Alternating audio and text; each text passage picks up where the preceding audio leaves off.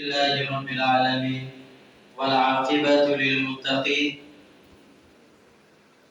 أعوذ بالله من الشيطان الرجيم. بسم الله الرحمن الرحيم. ألف لام ميم ذلك الكتاب لا ريب فيه. وقال موضع آخر اقرأ وارتقي ورتل كما كنت ترتل في الدنيا أو كما قال عليه الصلاة والتسليم.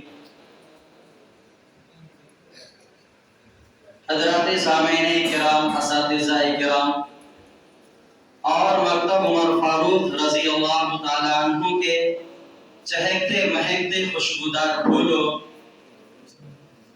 اکابرین علماء کے یہ دستور رہا ہے کہ جب بھی وہ کسی دینی مجلس یا کسی دینی بزم کا آغاز کرتے تو قرآن پاک سے کرتے. تو آئیے ہم انہیں اکابروں کی پیروی کرتے ہوئے جلسے کا آغاز صدر اجلاس کے اجازت کے ساتھ باضابطہ آغاز کرتے ہیں کہ قرآن کریم کی آیتوں سے برکت حاصل کریں، جس کے اندر برکتوں کا سمندر سموئے ہوئے ہیں، جس کی برکت سے انسان کو انسانیت ملی، شیطانوں کی سلطنت کم ہوئی، ساری دنیا میں ہدایت کی شعاع پھوٹے اور اخوت و محبت کی شمعیں روشن ہوئے. جہالت و ضلالت کے وادیوں میں بھٹکے ہوئے قوم کو راہ ہدایت ملے. شرک و بت پرستی کے وادیوں میں بھٹکے ہوئے قوم کو راہ ہدایت ملی. قرآن آیا تو چوری ڈاکہ زنی اور برائی کے راستے بند کر دیے گئے. قرآن آیا تو انسان و جنات کو ایک دستور زندگی ملا. قرآن آیا تو امن و انسانیت کی فضا قائم ہوئی. الغرض قرآن آیا تو ہر برائی کا خاتمہ ہوا اور ہر بھلائی نے جنم لیا. بس اسی قرآن کریم کی تلاوت بسعادت کے لیے میں مدعو کرنا چاہ رہا ہوں ہمارے مدرسے کے ایک ذہین طالب علم جس کے نامی اسم گرامی محمد عبد القدیر ہیں کہ وہ آئے اور قرأت کلام اللہ سے ہم سامعین کو نوازے اس شعر کے ساتھ کہ جہاں میں انقلاب آیا قرآن کی تلاوت سے، جہاں میں انقلاب آیا قرآن کی تلاوت سے، منور ہوا جہاں قرآن کی نور و صداقت سے. عبد القدیر آئے اور قرأت کلام اللہ پیش فرمائے.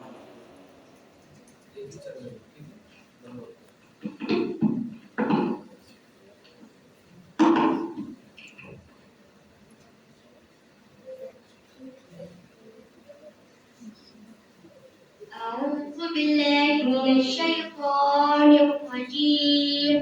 بسم الله الرحمن الرحيم. ألف لام ميم ذلك الكتاب لا ريب فيه هدى للمتقين الذين يؤمنون بالغيب ويقيمون الصلاة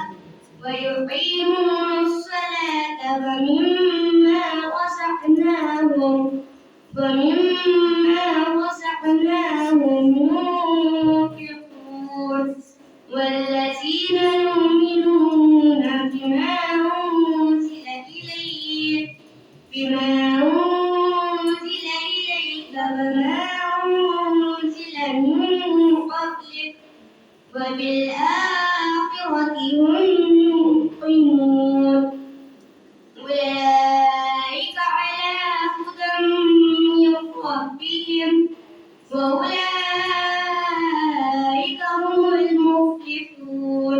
صدق الله العظيم.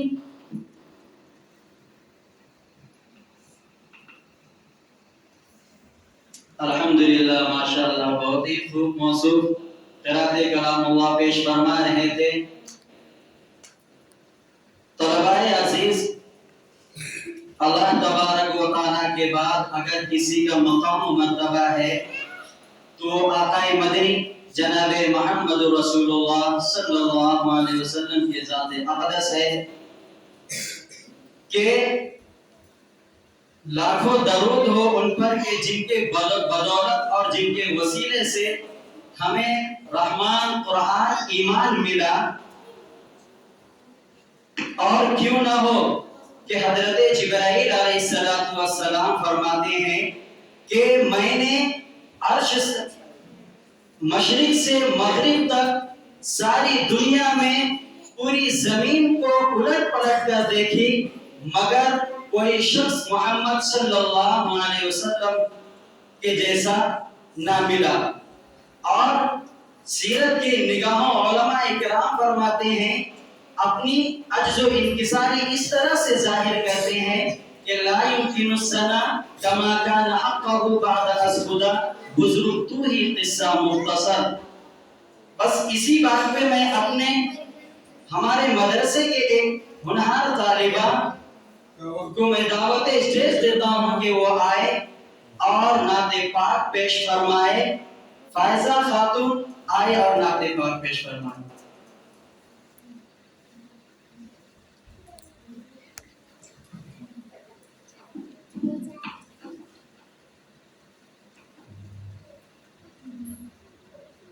السلام علیکم ورحمۃ اللہ وبرکاتہ۔ آج میں آپ حضرات کے سامنے نعت شریف پیش کرنے کی سعادت حاصل کرتی ہوں۔ میں امید کرتی ہوں کہ آپ حضرات غور سے سنیں گے۔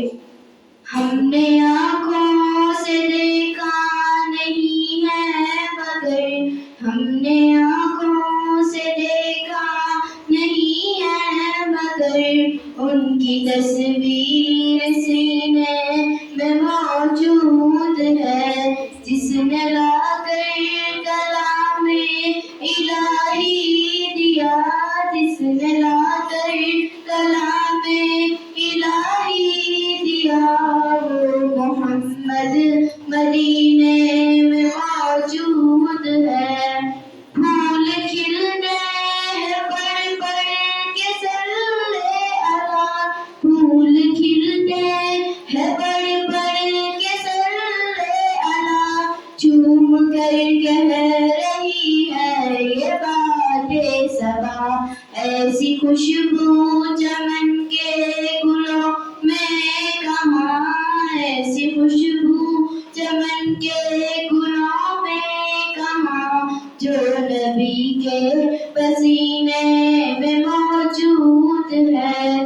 ہم نے آنکھوں سے دیکھا نہیں ہے مگر، ہم نے آنکھوں سے دیکھا نہیں ہے مگر، ان کی تصویر سینے میں موجود ہے، جس نے لا کر کلام الہی دیا، جس نے لا کر کلام الہی دیا، وہ محمد مدینے میں موجود ہے۔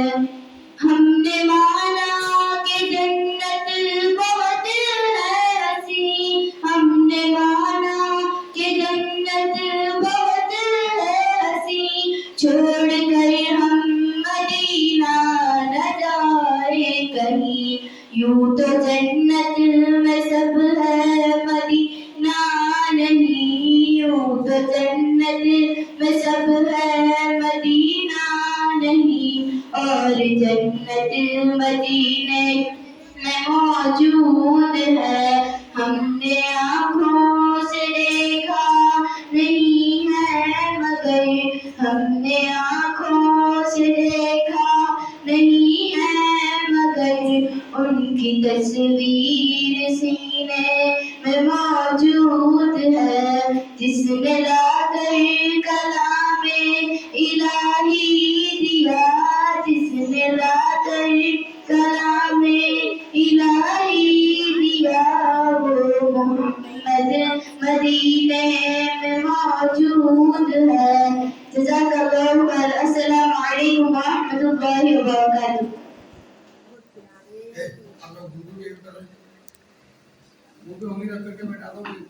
الحمدللہ سبحان اللہ ماشاء اللہ بہت ہی اچھے انداز میں نعت پاک پیش فرما رہے تھے. اب میں عائشہ فاطمہ کو دعوت دیتا ہوں کہ وہ آئے اور حضرت عائشہ صدیقہ رضی اللہ تعالیٰ عنہا کے بارے میں کچھ باتیں پیش کریں.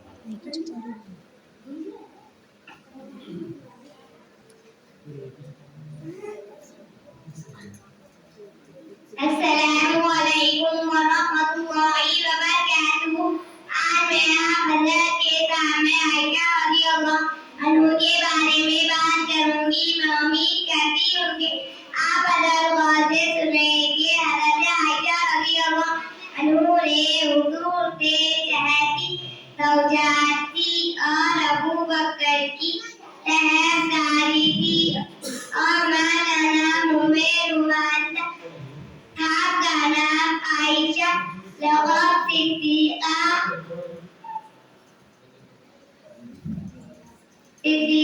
ہمارا کتاب ام المومنین کنیات ام عبداللہ حضور اور حضرت عائشہ کا نسب جزاک اللہ خیر. السلام علیکم ورحمۃ اللہ وبرکاتہ.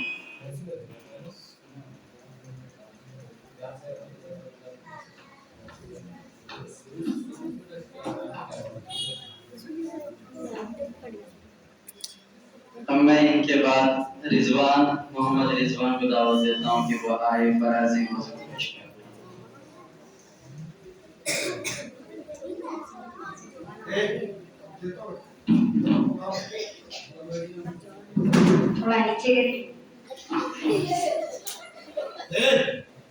السلام علیکم ورحمۃ اللہ وبرکاتہ.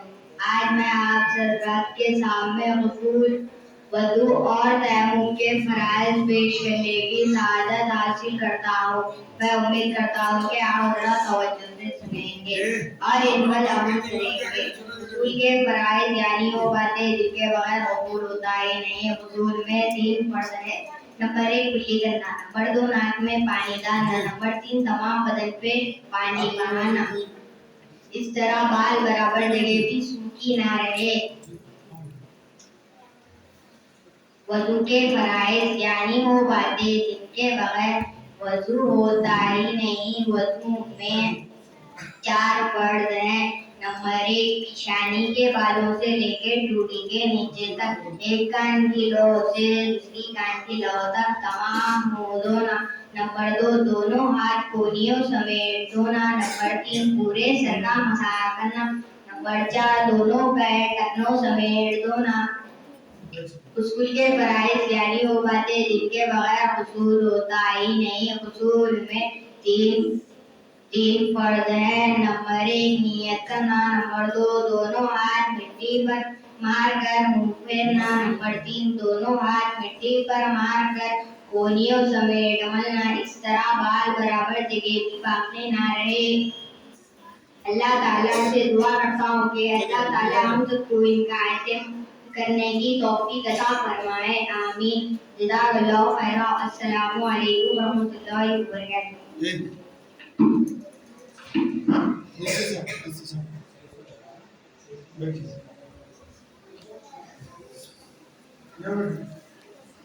الحمدللہ یہ تھے محمد رضوان جنہوں نے فرائض غسل پیش فرما رہے تھے. اب میں ان کے بعد محمد ساحل کو دعوت دیتا ہوں کہ وہ آئے اور چند احادیث پیش فرمائے.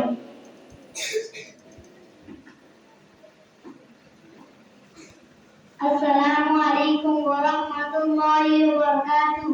آج میں آپ حضرات کے سامنے چند حدیثیں پیش کرنے کی سعادت حاصل کرتا ہوں. امید کرتا ہوں کہ آپ حضرات غور سے سنیں گے اور اس پر عمل بھی کریں گے. حدیث نمبر 1 الدین النصیحہ، دین خیر خواہی کا نام ہے. حدیث نمبر 2 من سمدہ جاتا شکرہ اور رہا پائی. حدیث نمبر 3 ایک فرض نسا نتا، اپنی زبان کی की इबादत करो। हदीस नंबर 4 अत्ताहुल तत्रुल ईमान पाकी अजान माने। हदीस नंबर 5 अल वुजूद मिफ्ताहुस सलाह वजू नमाज की कुंजी है। अमीन जज़ाकल्लाहु खैरन। अस्सलामु अलैकुम व रहमतुल्लाहि व बरकातुहू।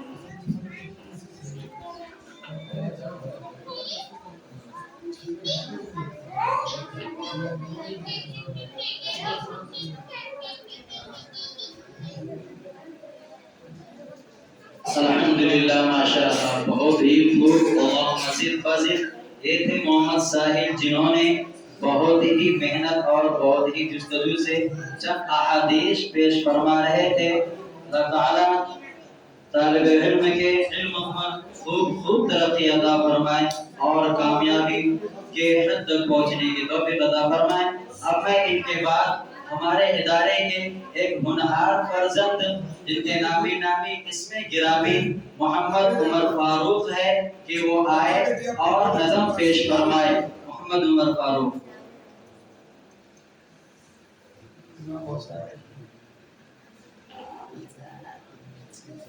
क्या अब मुंह पे उंगली रख के बैठी। अस्सलामु अलैकुम व रहमतुल्लाहि व बरकातुहू। आज मैं अपने घर के सामने नज़्म पेश करने की सआदत हासिल करता हूँ। मैं उम्मीद करता हूँ कि आप अता खौफ से सुनेंगे। दुनिया के ए मुसाफिर, मंजिल तेरी खबर है, मंजिल तेरी खबर है। तय कर रहा है जो तू, 2 दिन का ये सफर है, 2 दिन का ये सफर है। जब से बनी है दुनिया लाखों करोड़ों आए, बाकी रहा न कोई, सब मिट्टी में समाए, सब मिट्टी में समाए। मत भूलना यहाँ पर सबका यही हशर है, सबका यही हशर है। दुनिया के ए मुसाफिर, मंजिल तेरी खबर है, मंजिल तेरी खबर है। तय कर रहा है जो 2 दिन का ये सफर है, 2 दिन का ये सफर है। आँखों से तूने अपनी कितने जनाज़े देखे, हाथों से तूने अपने दफनाए कितने मुर्दे, दफनाए कितने मुर्दे। अंजाम से अपने क्यों इतना बेखबर है, क्यों इतना बेखबर है।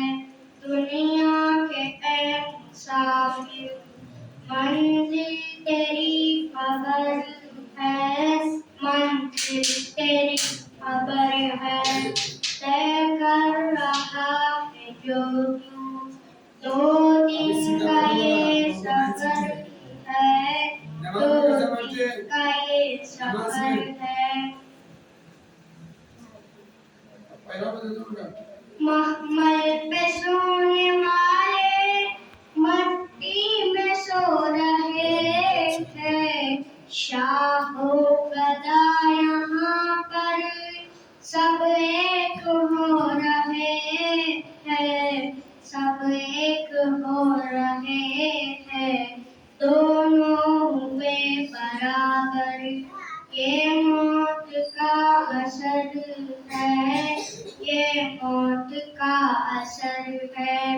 दुनिया के ए मुसाफिर, मंजिल तेरी खबर है, मंजिल तेरी खबर है। तय कर रहा है जो 2 दिन का ये सफर है, 2 दिन का ये सफर है।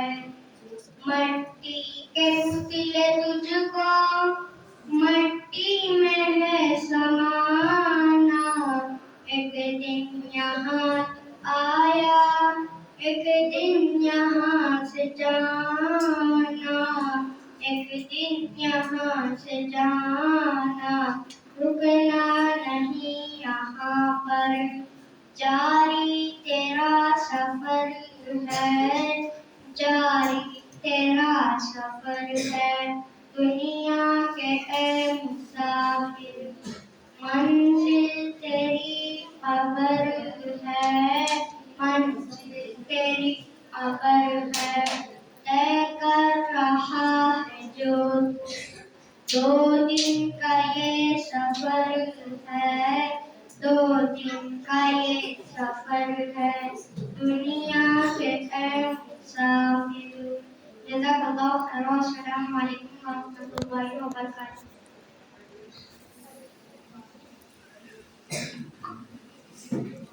अल्हम्दुलिल्लाह, माशाअल्लाह। ये थे मोहम्मद उमर फारूक, जिन्होंने नज़्म पेश फरमा रहे थे।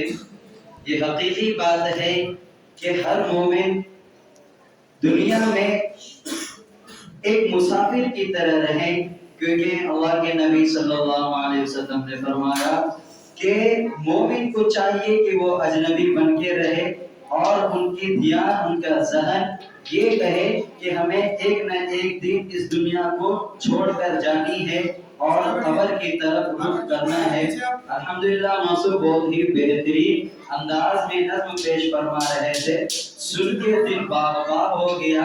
अब मैं इनके बाद मोहम्मद हसीब को दावत देता हूँ कि वो आए और गुनाह के नुकसानात पेश फरमाए।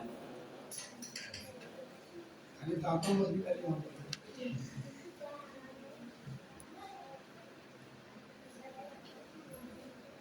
अस्सलामुअलैकुम वरहमतुल्लाहि वबरकातुहू।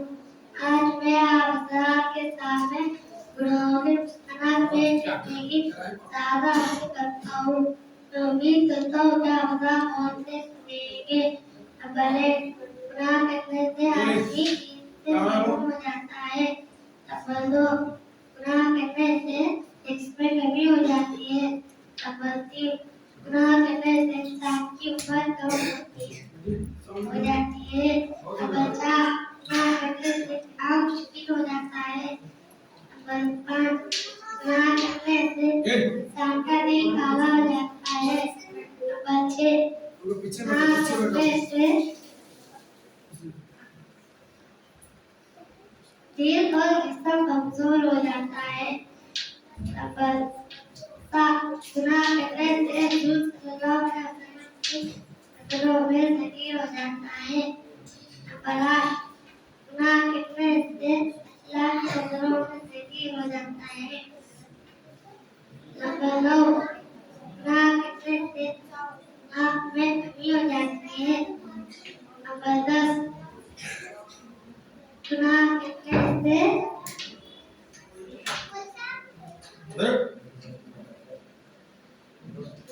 जज़ाकल्लाहु खैर। अस्सलामु अलैकुम वरहमतुल्लाहि वबरकातुहू।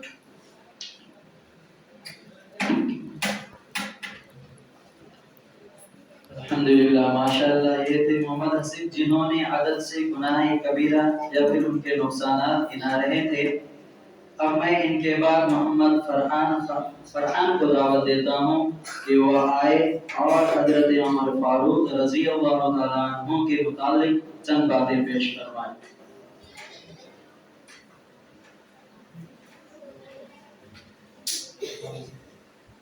आवाज निकलो का. अस्सलामु अलैकुम वरहमतुल्लाहि वबरकातुहू। आज मैं आप हज़रात के सामने खलीफे इमाम हज़रत उमर फारूक रज़ियल्लाहु तआला के बारे में चंद बातें पेश करूंगा और मैं उम्मीद करता हूँ कि आप हज़रात गौर से सुनेंगे। हज़रत उमर रज़ियल्लाहु तआला के बारे में हज़रत उमर रज़ियल्लाहु तआला हज़रत के मिसालों पर से दूसरे दर्जे पर है। आपका नाम उमर और नाम फारूक था। वो आपका नसब नबी सुंदर सल्लल्लाहु अलैहि वसल्लम के नाम रहा है। حضرت عمر زیادہ واقعات کو تیرا سال کے بعد کے پر حضرت عمر بائے نبوت کے 36 سال 47 برس میں اسلام لایا تھا. اس سے پہلے 40 مرد رہ گیا تھے میں اسلام نہ لاتا ہے. یہ موضوع بدائی حضور کے قتل کرنے کے ارادہ پر ہوئے تھے. اللہ نے اسلام کی نبی کو عطا فرما دیا. حضرت عمر کے پاس ضرورت اس کی وجہ سے لوگوں کے درمیان بہت اونچے نظارے آتے ہیں. گویا شرائط پر بیٹھی ہے. اس کے بعد محفوظ اور طاقتور تھی. اس سے پہلے شدت اسلام میں تھی. حضرت عمر اسلام آنے کے بعد اسلام اور مسلمان کافی ہمت عالی کی اور حضور نے کعبہ میں نماز ادا کی. جزاک اللہ خیر. السلام علیکم ورحمۃ اللہ وبرکاتہ.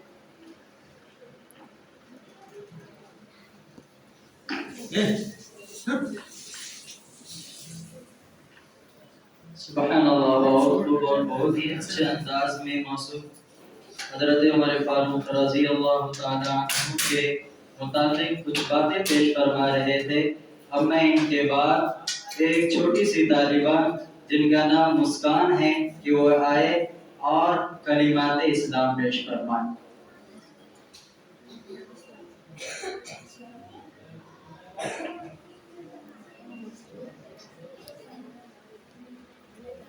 السلام علیکم ورحمۃ اللہ وبرکاتہ. آج میں آپ کے سامنے اسلام کے بنیادی کلمے پیش کروں گی. میں امید کرتی ہوں کہ آپ میرا سوالت کریں گے. آپ پر کلمہ طیب نام پاک لا الہ الا اللہ محمد رسول اللہ. کلمہ شہادت معنی گواہی دینا. اشہد ان لا الہ الا اللہ واشہد ان محمدًا عبدہ ورسولہ. ثم کلمات تمجید معنی اللہ تعالیٰ کی حضور کی بیان کرنا. سبحان اللہ والحمد للہ ولا الہ الا اللہ واللہ اکبر ولا حول ولا قوة الا باللہ العلی العظیم. جزاک اللہ خیر. السلام علیکم ورحمۃ اللہ وبرکاتہ. سبحان اللہ. ماشاء اللہ. بہت ہی اچھے انداز میں یہ چھوٹی سی طالبہ جو سو کلمہ پیش فرما رہے تھے. اللہ تعالیٰ طالبہ کی علم میں خوب ترقی اور عطا فرمائے. اب میں ان کے بعد محبوب فاطمہ کو دعوت دیتا ہوں کہ وہ آئے اور عشرہ مبشرہ پیش فرمائے.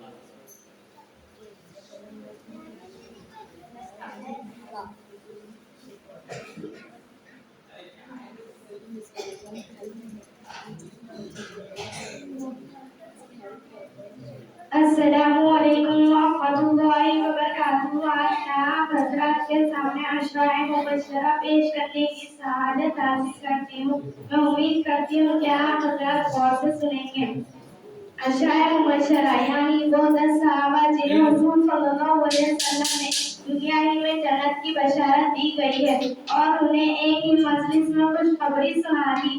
وہ 10 خوش قسمت صحابہ یہ ہے: حضرت ابوبکر، حضرت عمر، حضرت عثمان، حضرت علی، حضرت طلحہ، حضرت زبیر بن عوام، حضرت سعد بن ابو وقاص،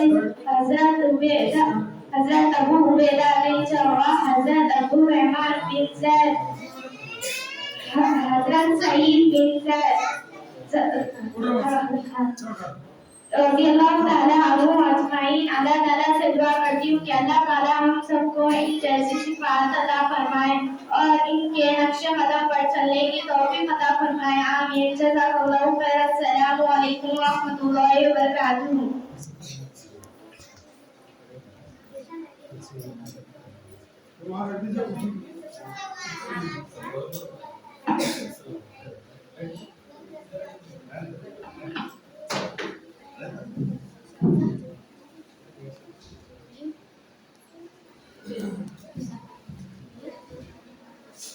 الحمدللہ.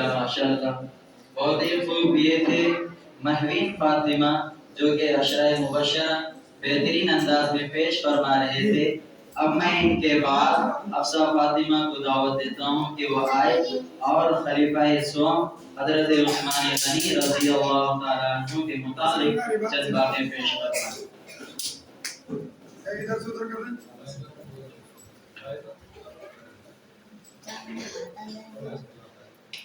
السلام علیکم ورحمۃ اللہ وبرکاتہ. آج میں آپ حضرات کے سامنے خلیفہ ثوام حضرت عثمان غنی رضی اللہ تعالیٰ عنہ کے بارے میں چند باتیں پیش کروں گی. میں امید کرتی ہوں کہ آپ حضرات غور سے سنیں گے. حضرت عثمان غنی رضی اللہ تعالیٰ عنہ حضور کے جان نثاروں کی صف میں تیسرے درجے پر ہے. حضرت عثمان آپ کا نام عثمان لقب ذو نورانی. آپ کا نسب 5ویں پشت میں حضور صلی اللہ علیہ وسلم سے جا ملا. حضرت عثمان کی بڑی عزت تھی قریش میں اور بہت سے صحابہ حیا اور سکینہ. آپ کا نام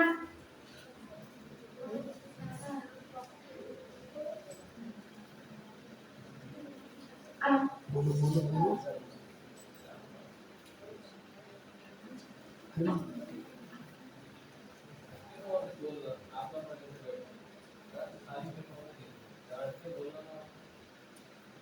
حضرت عثمان کی بڑی عزت تھی قریش میں اور بہت سے صحابہ حیا اور سکینہ. یہ حضور کے داماد تھے. حضور کی دو ظاہر شادیاں آپ کے نکاح میں ایک کے بعد دیگر آ رہے ہیں. پہلے حضرت رقیہ پھر حضرت ام کلثوم. حضرت عثمان حضور کو اتنی محبت تھی کہ اسلام لانے کے فوراً بعد حضرت رقیہ سے ان کا نکاح کروا دیا. پھر ان کا انتقال ہونے بعد دوسری بیٹی حضرت ام کلثوم کا نکاح ان سے کروا دیا. پھر ان کا انتقال ہونے بعد فرمایا کہ اگر میری کوئی اور بیٹی ہوتی تو میں ان کا بھی نکاح کروا دیتا. حضرت عثمان مالداری اور سخاوت میں مشہور تھے. اور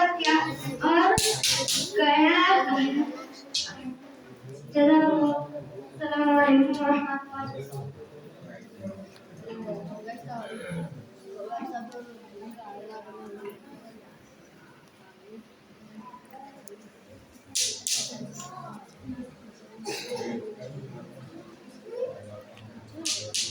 الحمدللہ یہ تھے حفصہ فاطمہ جنہوں نے چند عذر کے بنا پر یاد نہیں کر سکے.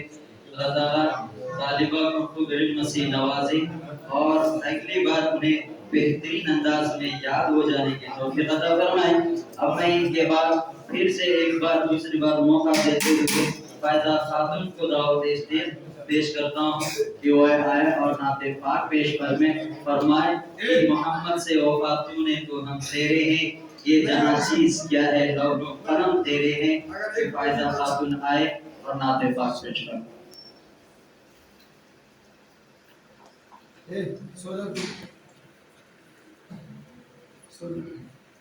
السلام علیکم ورحمۃ اللہ وبرکاتہ. آج میں آپ حضرات کے سامنے نعت شریف پیش کرنے کی سعادت حاصل کرتی ہوں. میں امید کرتی ہوں کہ آپ حضرات غور سے سنیں گے. ہم نے آنکھوں سے دیکھا نہیں ہے مگر ہم نے آنکھوں سے دیکھا نہیں ہے مگر ان کی تصویر سینے میں موجود ہے. جس نے لا کر کلام الہی دیا، جس نے لا کر کلام الہی دیا، وہ محمد مدینے میں موجود ہے. پھول کھلتے ہیں پڑھ پڑھ کے سرے اعلیٰ، پھول کھلتے ہیں پڑھ پڑھ کے سرے اعلیٰ.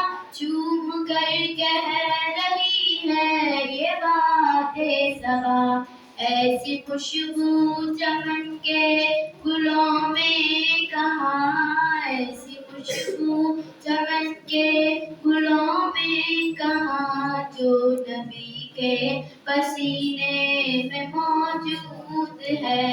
ہم نے آنکھوں سے دیکھا نہیں ہے مگر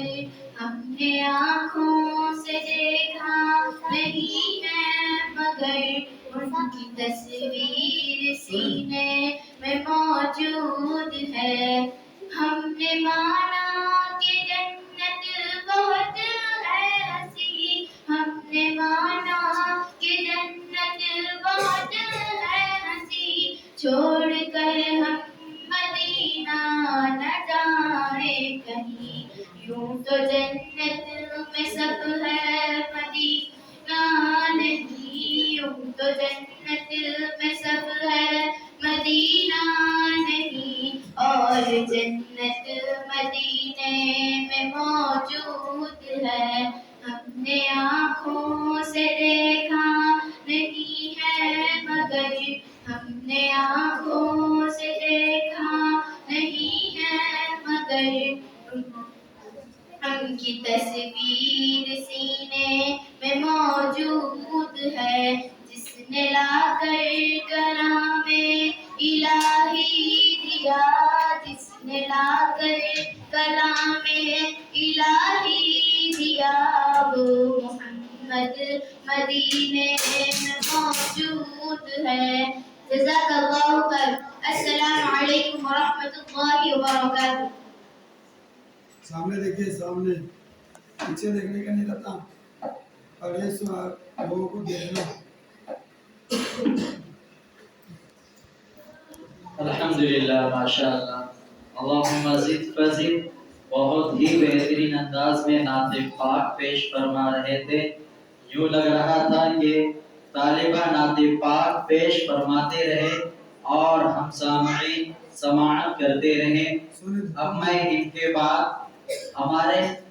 ان کے بعد تہذیب و تمدن کے دائرے میں رہتے ہوئے ایسے شخصیت کو مدعو کرنا چاہ رہا ہوں جو کہ ہمارے ادارے کے بانی و ناظم حضرت مولانا انصار علی اشتیاق صاحب دامت برکاتہم مد ظلہم عالی کو دعوت اسٹیج دیتا ہوں اس شعر کے ساتھ کہ مہر تباہ تو کیڑنے ڈالتا ہے ذرے ذرے پر. چمک جاتا ہے وہ جس میں نور استعداد ہوتا ہے. اور کمال بیان ہر شخص کو میسر نہیں ہوتا. اور کمال بیان ہر شخص کو میسر نہیں ہوتا. ہزاروں میں کوئی مجنو کوئی فرہاد ہوتا ہے. حضرت والا سے گزارش ہے کہ وہ آئے اور ہم سامعین کو اپنی سریلی خطابت سے نوازیں.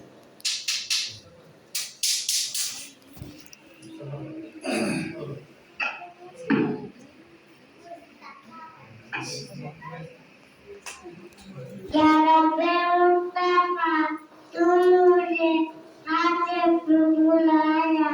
آنکھی میں دیکھوں آنکھ سے کعبہ تیرا.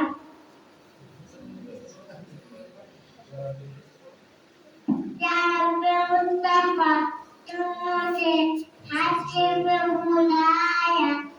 آنکھی میں دیکھوں آنکھ سے کعبہ تیرا. السلام علیکم.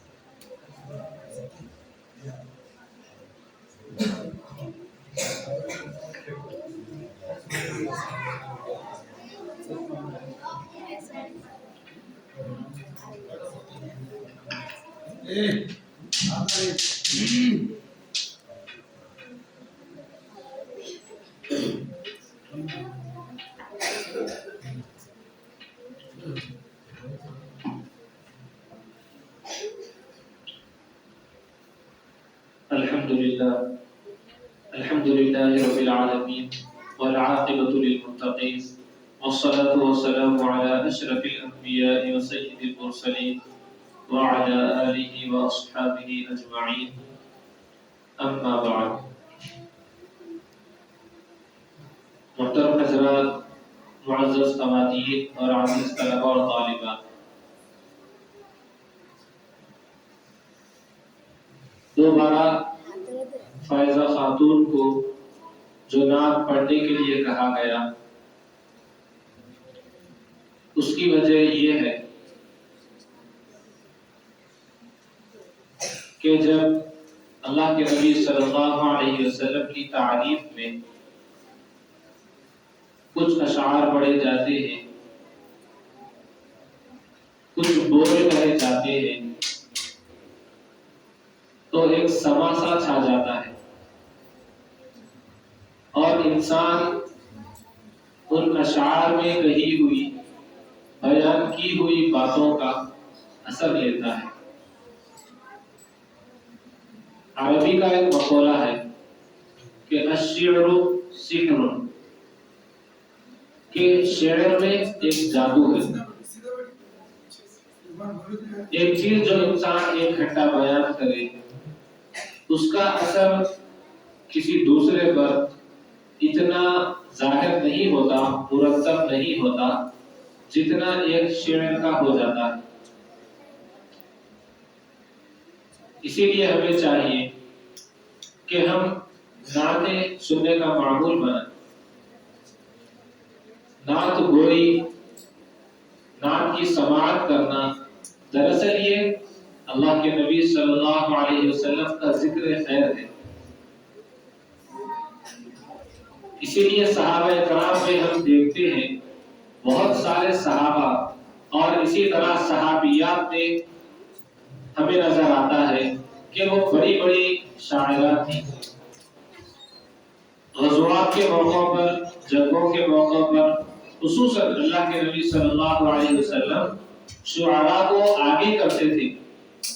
اگرچہ کہ جنگ میں دشمن سے مقابلہ کرنے کے لیے، اپنے دین کا، ایمان کا، اپنے اہل و عیال کا دفاع کرنے کے لیے جایا کرتے تھے، لیکن اس موقع پر تمام ہتھیاروں کو، تمام اسلحے کو، تمام جنگجوؤں کو پیچھے کر کے شعراء کرام کو آگے کیا کرتے تھے، تاکہ دین کی حمیت میں، دین کی تقویت میں، دین کے دفاع میں صحابہ کرام ایسے اشعار پڑھے جس کو سن کر دشمنوں کے حوصلے پست ہو جائیں، مقابلے سے پہلے ہی ان کے جذبات ٹھنڈے پڑ جائیں۔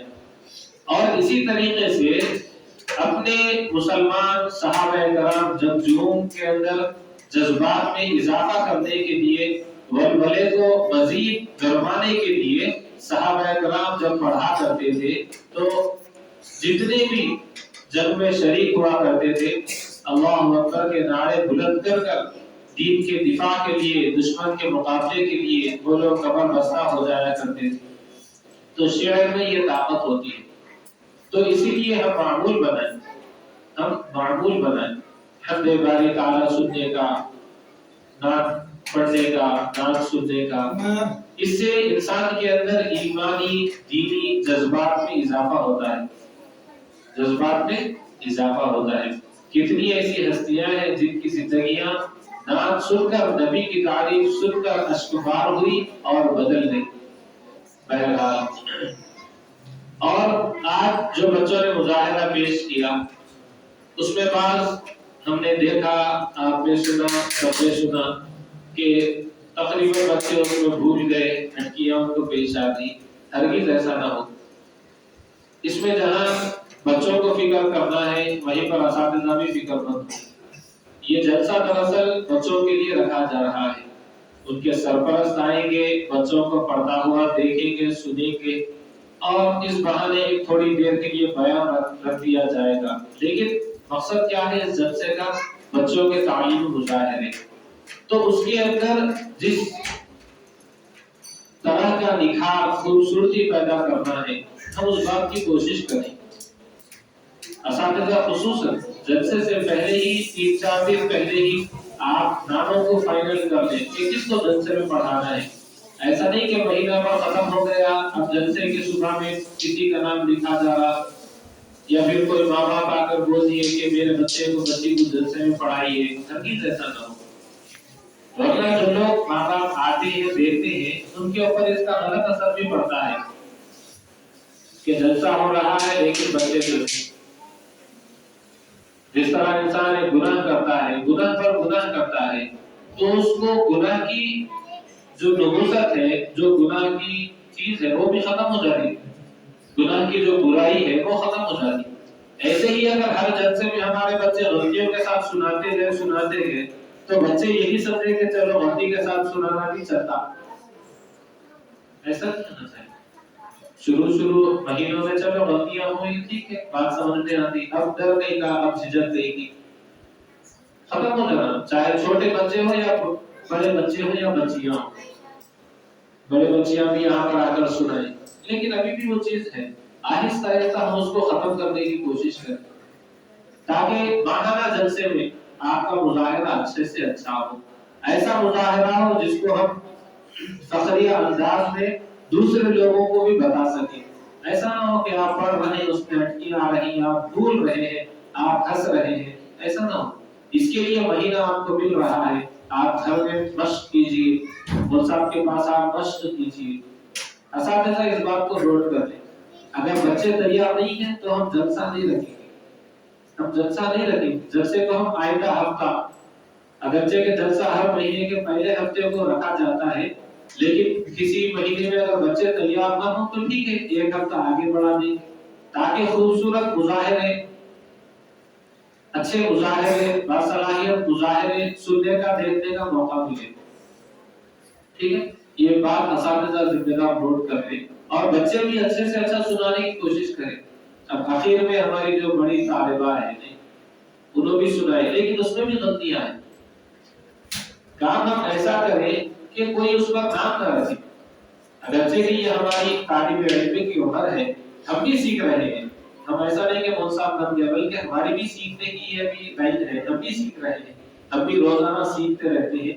لیکن جتنا ہو سکے ہم اس میں اپنی غلطیوں کو دور کرتے جائیں، بھول کو ہم دور کرتے جائیں. ذہن کا حافظے کا یہ حال ہوتا کہ انسان جتنا یاد کرتا اس کی یادداشت میں، حافظے میں اتنا ہی اضافہ ہوتا. لیکن ہم یہاں دیکھ رہے ہیں کہ ہر مہینہ ہمارے بچے سنا رہے ہیں لیکن وہی غلطیاں ہیں. حافظے میں کہیں پر جو ہے مضبوطی نہیں آ رہی. ہرگز ایسا نہ ہو. بچے بھی، سرپرست بھی، استاد بھی اس بات کو نوٹ کریں. اگر تیار نہ ہو تو آئندہ ہفتہ کر دیں. ٹھیک، آئندہ جلسوں میں انشاءاللہ بغیر غلطی کے، بغیر جو ہے سستی کے اور بھول کے انشاءاللہ آپ کے مظاہرے ہوں گے. ٹھیک ہے، سب اچھا یاد کریں گے نا انشاءاللہ.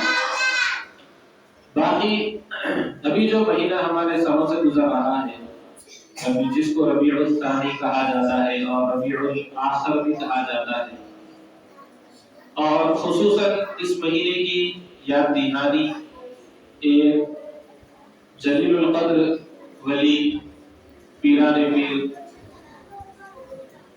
جن کو ہم حضرت شیخ عبد القادر جیلانی رحمۃ اللہ علیہ کے نام سے یاد کرتے ہیں. آپ کے نام سے موسوم ہے اور آپ ہی کے نام سے خصوصاً اس مہینے کو یاد کیا جاتا ہے. وہ مہینہ گزر رہا ہے. آپ کی شخصیت کیا تھی وہ ساری دنیا جانتی ہے. صرف ہندوستان کے یا پھر ایشیا کے ممالک کے لوگ نہیں، بلکہ ساری دنیا اس بات کو تسلیم کرنے پر مجبور ہے کہ آپ تمام اولیاء کرام، اولیاء اعظام کے آپ سردار ہیں، شیخ عبد القادر جیلانی رحمۃ اللہ علیہ. اور پچھلے جلسوں میں کئی بچوں نے آپ کی سیرت کے اوپر بعض تقاریر بھی پیش کی ہیں.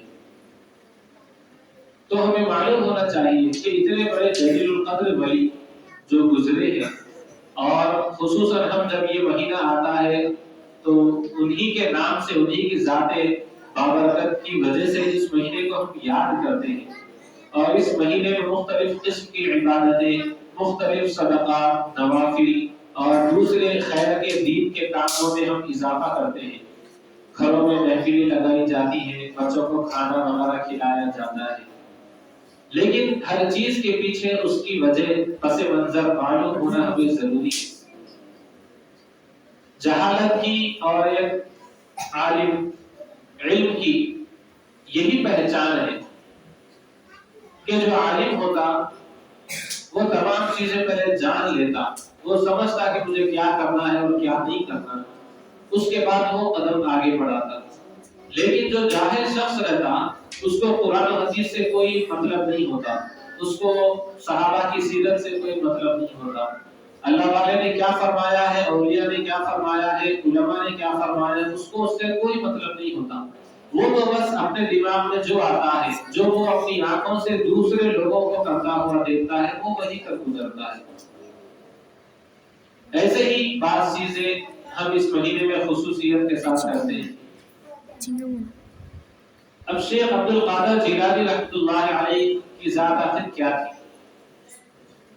آپ کی پیدائش رمضان المبارک کے مہینے میں پہلی تاریخ کو ہوتی ہے، ہجرت کے 470 ہجری میں 470 ہجری میں آپ کی ولادت باسعادت ہوتی ہے بغداد شہر میں، عراق ملک میں، اور آپ کی بستی گاؤں وغیرہ جیلان جس کو کہا جاتا ہے وہاں پر، اسی لیے آپ کے نام کے ساتھ آپ کے محلے کا، آپ کی بستی کا بھی لقب جڑ گیا، عبد القادر جیلانی، یہ جیلان کے رہنے والے تھے۔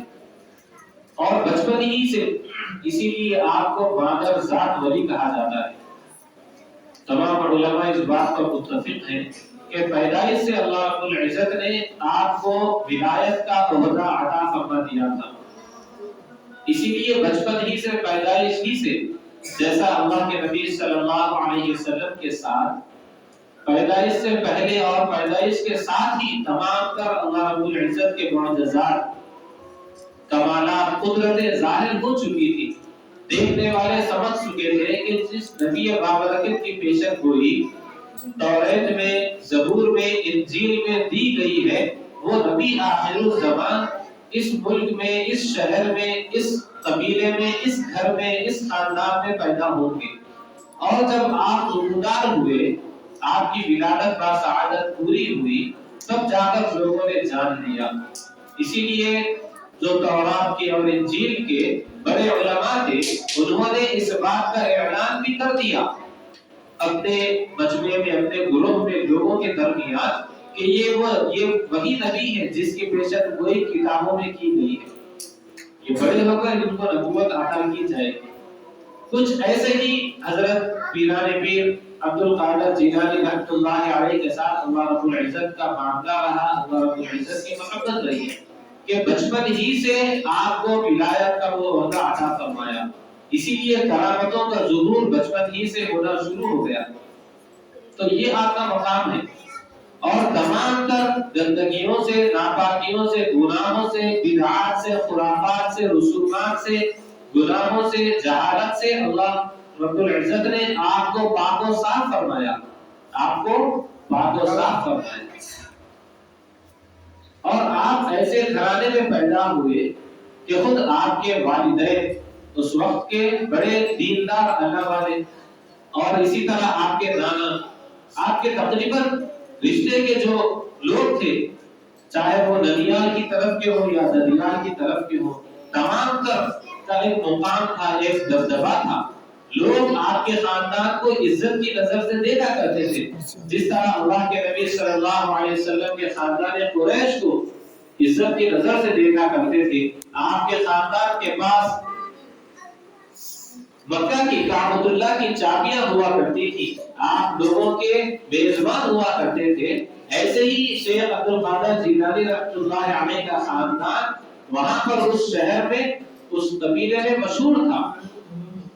لوگ دعاؤں کے لیے اور لوگ دین سیکھنے کے لیے، تربیت حاصل کرنے کے لیے آپ کے والدین کے پاس، آپ کے نانا کے پاس بھی آیا کرتے تھے۔ تو آپ کی ایسی دیندار گھرانے میں پیدائش ہوتی ہے، اور بچپن ہی سے کرامات لوگوں نے دیکھنا شروع کر دی۔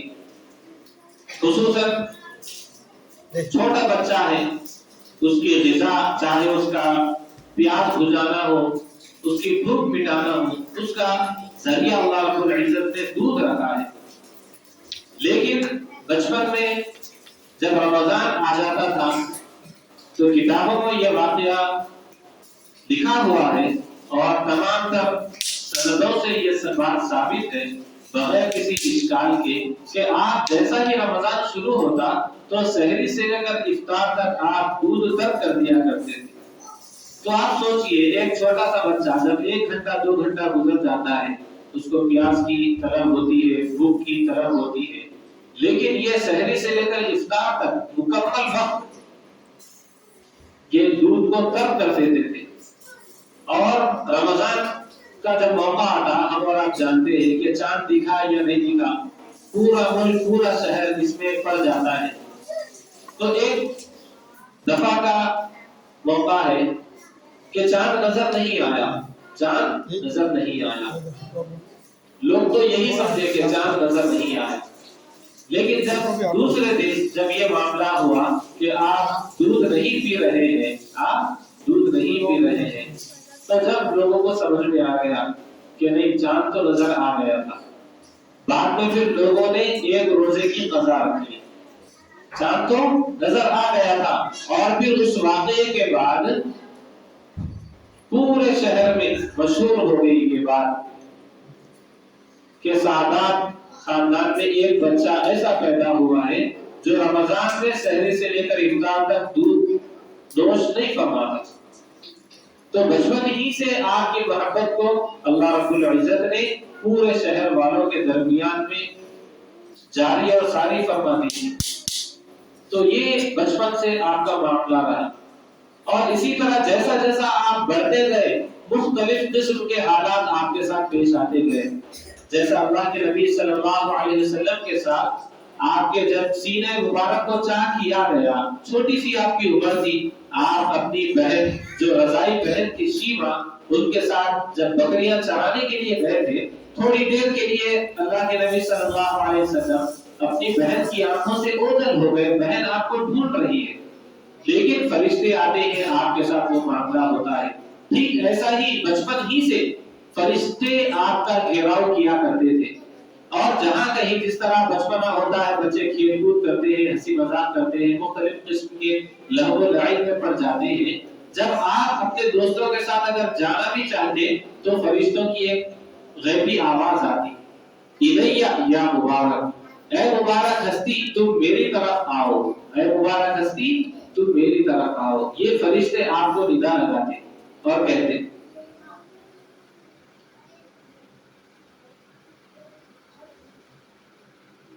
اور اسی طریقے سے ایک مرتبہ آپ ایک جس طرح جانور جاتا ہے بچے اس کے پیچھے کچھ جاتے ہیں, تو ایک مرتبہ جو ہے ایک چوپایا جا رہا تھا, آپ اس کو گائے بولیے, تو آپ جو ہے اس کے پیچھے اس کے ساتھ چلنے لگے, شاید دیکھنے کے لیے کہ جانور کیسا ہے, چونکہ بچپنا تھا. تو تھوڑی دیر آگے بڑھنے کے بعد وہ جانور پلٹتا ہے اور پلٹ کر وہ ان سے بات کرتا ہے. جانور کو اللہ رب العزت گویائی عطا فرماتے ہیں, وہ ان سے ہم کلام ہوتا ہے اور کہتا ہے کہ اے عبد القادر, آپ کو اللہ نے اس کام کے لیے پیدا نہیں کیا ہے, آپ کو اللہ تعالیٰ نے اس کام کے لیے پیدا نہیں کیا ہے کہ آپ میرے پیچھے آ رہے ہیں. میرے پیچھے آنا آپ کے وقت کو خراب کرنا ہے, آپ کا مقام یہ نہیں ہے. تو جیسا ہی آپ نے یہ بات سنی آپ پریشان ہو گئے, تعجب میں پڑ گئے کہ آخر جانور کیسا وہ مجھ سے بات کر رہا ہے. اور پھر آپ وہیں سے جو ہے گھبراتے ہوئے ڈرتے ہوئے پھر اپنے گھر واپس آتے ہیں. اور پھر یہی واقعہ ایک مرتبہ پھر آپ چھت پر جاتے ہیں تو وہاں پر دیکھتے ہیں کہ آسمان پر ایک قمر چھا چکا ہے, تجلیات برس رہی ہے اور غیبی آواز آپ کو آ رہی ہے, اور آپ کو الہامی طور پر دل پر آپ کے ڈالا جاتا ہے کہ آپ علم حاصل کریں. آپ کو وہ مختلف قسم کے مناظر بتائے جاتے ہیں. تو پھر آپ آتے ہیں اپنی والدہ کے پاس, بھاگے بھاگے اور تمام واقعات بتاتے ہیں اور والدہ سے خواہش کرتے ہیں کہ میں پڑھنا چاہتا ہوں, میں دین کی تعلیم حاصل کرنا چاہتا ہوں. اور آپ کو الہام کے طور پر ہی, کیونکہ آپ کو کوئی شخص تو وہاں موجود نہیں تھا, اللہ ہی کی جانب سے آپ کو یہ کہا گیا. تو انہوں نے کہا اپنی ماں سے کہ آپ مجھے بغداد بھیجیں, آپ مجھے بغداد بھیجیں تعلیم حاصل کرنے کے لیے. تو یہ سب اللہ رب العزت کی جانب سے طے ہو رہا ہے. ایک بچہ جو پیدا ہوا ہے کل کو وہ بڑا مقام حاصل کرے گا, کئی لوگوں کی ہدایت کا, رہبری کا, ایمان کا ذریعہ بنے گا, کئی لوگ آپ کے ہاتھ پر بیان کریں گے, اور وہ تمام تر اولیاء کا سردار بنے گا، تو بچپن ہی سے اللہ رب العزت کا آپ کے ساتھ محبت کا، شفقت کا معاملہ رہا۔ اب اس کے بعد جب آپ کا علمی سفر شروع ہوا اور راستے میں جو ڈاکوؤں کا قصہ پیش آیا، جس کو آپ بخوبی واقف ہیں کہ چونکہ آپ کے والد تو بچپن ہی میں انتقال کر گئے تھے، تو آپ کے والد کی جو میراث تھی اس میں سے 80 دینار ماں نے اٹھا کر رکھے تھے کہ 2 بیٹے تھے، ایک عبد القادر کو دیں گے اور ایک ان کے چھوٹے بھائی کو دیں گے۔ تو جب سفر شروع ہوا تو 40 دینار جو ان کے حصے کے تھے ماں نے ان کے ساتھ ہاتھ کے نیچے تھیلی سیدھی اور اس میں رکھ دیے، اور یہی نصیحت کی کہ بیٹا چاہے کچھ بھی ہو جاؤ، اور نکلتے وقت انہوں نے اپنی ماں سے یہی کہا تھا کہ ماں جب تک میں تعلیم حاصل نہیں کروں گا جب تک ہماری ملاقات نہیں ہوگی، اور ان کی ماں نے بھی ان کے ساتھ یہی عہد لیا کہ جا میں تجھے اللہ کے حوالے کر رہی ہوں اور ہماری ملاقات کل روز محشر کے دن ہوگی۔ اللہ اکبر۔ تو دونوں عہد و پیمان کے بعد پھر ماں سچائی کی، صداقت کی تعلیم دیتی ہے اور کہتی ہے چاہے جو کچھ ہو جائے تم کبھی جھوٹ نہیں بولنا، ہمیشہ سچائی کا ساتھ دینا اور سچ بولنا۔ پہلا سفر شروع ہوتا ہے، ڈاکوؤں کا محاورہ ہوتا ہے، پھر آپ سچائی کی بات کرتے ہیں، ڈاکو سمجھ میں نہیں آتا، تمام لوگوں کا سامان لوٹ لیا جاتا ہے، آپ کہتے ہیں کہ میرے پاس ہے، لیکن ڈاکو ہنسی مذاق سمجھ کر چھوڑ دیتے ہیں کہ 18 سال چھوٹا بچہ ہے۔ لیکن جب سردار تک بات جاتی ہے تو سردار آ کر دیکھتا ہے تو واقعاً 40 دینار آپ کے ہاتھ کے نیچے پائے جاتے ہیں۔ تو ڈاکو پوچھتا ہے کہ آخر تم کو ڈر نہیں ہوا، ہر کوئی اپنے سامان چھپا رہا ہے، لیکن تم سے جب سوال ہو رہا ہے تو تم نے جھوٹ نہیں بولا، تم اگر جھوٹ بولتے تو ہم سب سمجھ جاتے اور تمہارے 40 دینار بچ جاتے، آخر کیا بات ہو گئی؟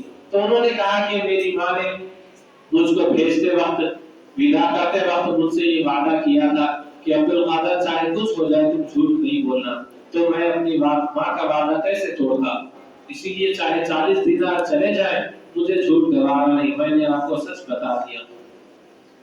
تو جس طرح کہتے ہیں کہ قبولیت کے اوقات ہوتے ہیں، کب کس شخص کی زبانی، ولی کی زبانی، نبی کی زبانی، ماں باپ کی زبانی ایسی بات نکل جاتی ہے جو سامنے والے پر اثر کر جاتی ہے۔ جیسے ہی ان کی زبان سے جملے نکلے کہ میں نے اپنی ماں سے وعدہ کیا ہے اور میں اپنی ماں کا کیا ہوا وعدہ نہیں توڑ سکتا، اللہ کی طرف سے اس سردار پر ایسا اثر طاری ہوتا ہے اس کے دل پر کہ وہ ان سے کہتا ہے کہ اتنا چھوٹا بچہ، آپ جھوٹ بھی بول سکتے تھے، لیکن اس کمسنی کی عمر میں آپ کو اپنی ماں سے کیا ہوا وعدے کا لحاظ ہے، پاس و لحاظ ہے، اور آپ جھوٹ نہیں بولے، اور میں نے اپنے مولا سے وعدہ کیا ہے، لیکن میں روزانہ اپنے مولا سے کیا ہوا وعدہ، اپنے رب سے کیا ہوا وعدہ توڑ رہا ہوں، گناہ پر گناہ کر رہا ہوں، اللہ کو ناراض کر رہا ہوں۔ ان جملوں کے ساتھ وہ سردار توبہ کرتا ہے، تائب آتا ہے اور یہ کہتا ہے کہ میں توبہ کرتا ہوں اور اب میں کبھی گناہ نہیں کروں گا، آپ کے ہاتھ پر میں بیعت کرتا ہوں، اور پھر اپنے ساتھ کے جتنے ڈاکو تھے ان سے کہتا ہے کہ میں نے تو توبہ کر لی، اب تم تمام کے تمام آزاد ہو، اب تمہارے اوپر میری کوئی جاگیر نہیں، میں تمہارے اوپر کچھ زبردستی اب نہیں کرتا، تمہیں جدھر جانا ہے تم آزاد ہو، چلے جاؤ۔ تو ڈاکو بھی اس کے ساتھ کے تھے کہ سردار کے ساتھ انہوں نے بھی وقت گزارا تھا اور وہ قبولیت کا وقت تھا، اسی وقت تمام کے تمام نے یہ کہا کہ سردار ہم نے گناہ میں آپ کا ساتھ دیا، اب جب آپ گناہ سے توبہ کر رہے ہیں، نیکی کے راستے پر چل رہے ہیں، تو ہم اس مرتبہ اس وقت میں آپ کا ہم ساتھ کیسے چھوڑیں، لہٰذا ہم بھی توبہ کرتے ہیں، ہم بھی آپ کے ساتھ آپ کے نقش قدم پر چلتے ہیں۔ تو بہرحال اس کے بعد پوری زندگی آپ کے ساتھ جو تقریباً کرامتوں کا ظہور ہوا، آپ جو ہے کئی لوگوں کی ہدایت کا ذریعہ بنے، قوموں کی اور قبیلوں کی ہدایت کا ذریعہ بنے، اور آپ کے اوپر اللہ رب العزت کی طرف سے کشف ہوتا تھا، الہام ہوتا تھا، نبی کے اوپر جو بات اللہ کی جانب سے بھیجی جاتی ہے اسے وحی کہتے ہیں، لیکن نبی کے علاوہ کسی بھی شخص کے اوپر چاہے وہ ولی ہو یا غیر ولی ہو، کوئی ایسی بات اللہ کی جانب سے آئے تو اس کو الہام کہتے ہیں، اس کو الہام کہتے ہیں یا پھر کشف کہتے ہیں، یعنی اللہ سینے میں کوئی بات ڈال دے۔ تو زندگی بھر ان کے ساتھ یہ معاملہ رہا، اور اسی لیے اللہ کی جانب سے یہ جب طے پایا کہ آپ کا مقام تمام اولیاء کے اوپر ہے، تو خود آپ نے اس بات کا اعلان کیا، گویا اللہ کی جانب سے یہ اعلان ہوا کہ آپ نے کہا کہ میرا قدم تمام اولیاء کی گردن پر ہے۔ مطلب اس کا محاورتاً اس وقت جو چلن تھا، بولا جاتا تھا اس طور پر ہے، لیکن اس کا یہی مطلب تھا کہ آپ تمام اولیاء کے سردار ہیں۔